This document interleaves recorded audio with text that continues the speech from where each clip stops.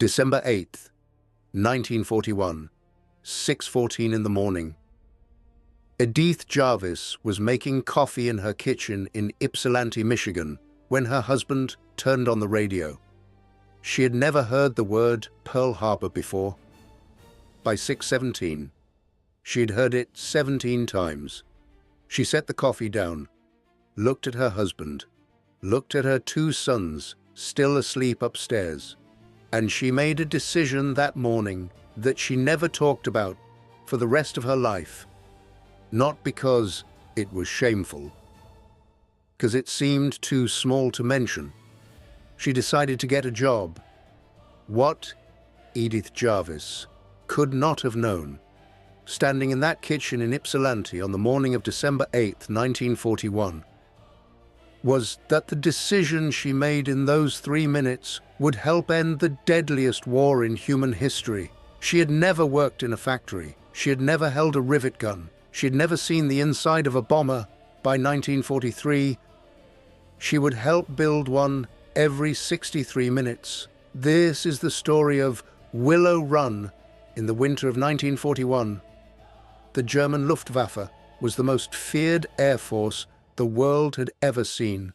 Field Marshal Hermann Göring, commander of the Luftwaffe and the second most powerful man in the Third Reich, had built something that military strategists across Europe believed was impossible to match.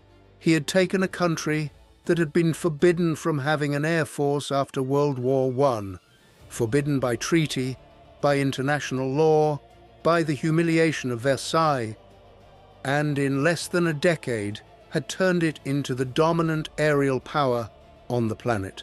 The Messerschmitt Bf 109, the Focke-Wulf 190, the Heinkel HE 111, aircraft built by master craftsmen, engineered with German precision. Germany was producing approximately 1,000 military aircraft per month by late 1941. Göring looked at American industry and saw something that did not concern him: a country that made cars. Quote, "The Americans cannot build aircraft. They can build refrigerators and razor blades." End quote. He was not entirely wrong. America had never built military aircraft at scale, had never needed to, had never been forced to answer the question of what happens when the most powerful industrial economy in the world decides, in a single morning, that it is at war. Göring was about to find out. Henry Ford was 78 years old when Roosevelt called him. He had one question for the President of the United States. "How many do you need?" Roosevelt said, "As many as possible." Ford said he would build 1,000 a day. The silence on the other end of the line lasted 4 full seconds. 1,000 a day. The entire American aviation industry, every factory, every worker, every assembly line in the country was producing fewer than 300 aircraft per month. Ford was proposing to do in 24 hours what the entire industry was doing in 30 days. His engineers told him it was impossible. Ford had heard that word before. He drove to a flat piece of farmland outside Ypsilanti, Michigan, walked the perimeter, looked at the horizon in every direction. Then he called his architects and said 4 words: "Build me a mile."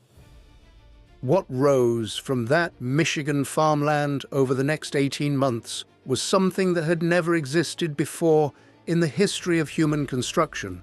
The Willow Run plant was exactly 1 mile long. And then it turned at a precise 90-degree angle and ran for another 1/4 mile. Not because of engineering requirements, because Ford refused to build across the county line and pay taxes in 2 jurisdictions simultaneously, even at war. Ford was Ford. 3.5 million square feet of factory floor, 67 football fields under one roof, 1,600 machine tools, 7,500 precision jigs and fixtures, miles of conveyor belts running simultaneously in 3 directions, and at the center of all of it, moving slowly down the longest assembly line ever constructed, the B-24 Liberator, 1,550,000 individual parts, 36,500 pounds, fully loaded, a wingspan of 110 feet, capable of carrying 8,000 pounds of bombs across 3,500 miles, higher and farther than anything the Luftwaffe could intercept. Ford's engineers designed a system where every single one of those 1,550,000 parts was standardized, interchangeable, producible by workers with no aviation experience whatsoever. Workers like Edith Jarvis. By the spring of 1943, Willow Run employed 42,500 people. 80% of them had never worked in manufacturing before. December 8th, 1941. They came from farms in Ohio and Indiana, from kitchens in Detroit and Flint, from unemployment lines that had stretched around city blocks since the Depression. Women who had spent their lives raising children were operating precision drilling equipment within 6 weeks of their first day on the floor. Men who had been picking crops in September were installing bomb sight mechanisms in February. The learning curve was vertical. The margin for error was zero.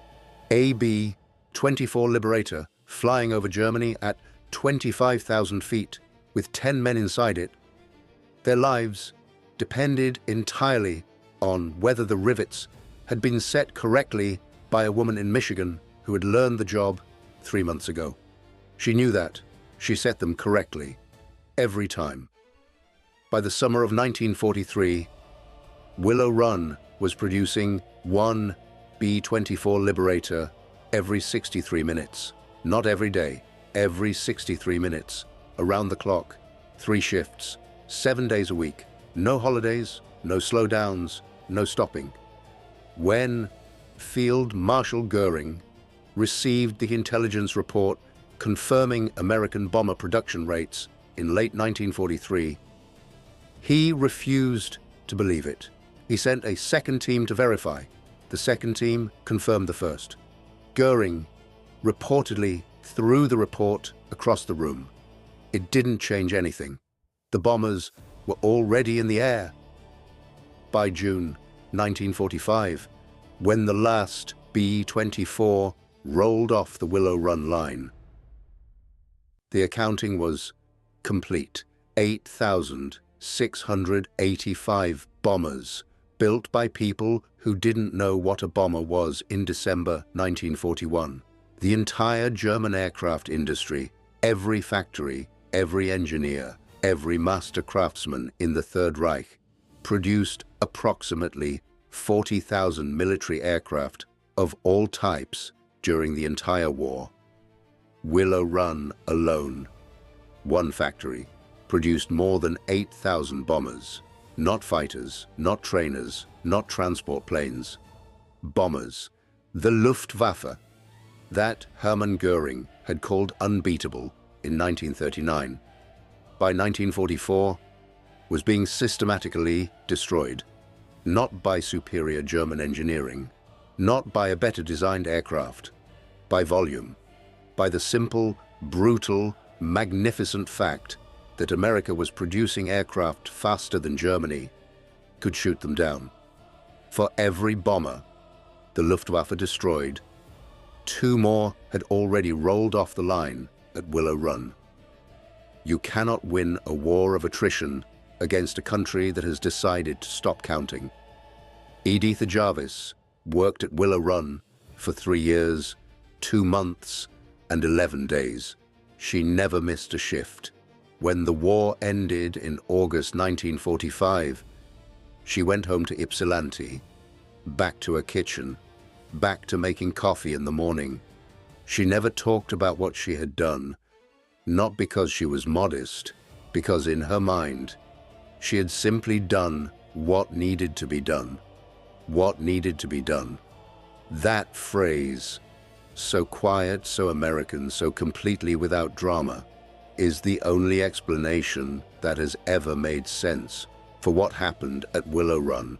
A German field marshal had looked at American industry in 1941 and seen refrigerators and razor blades. What he had actually seen and failed to understand was a country of people who, when asked to do something impossible, simply asked one question: when do you need it? The answer was yesterday. So they built it yesterday. One bomber every 63 minutes for 3 years. This is the Last Witness files. Every story has a last witness. Today, you are one of them.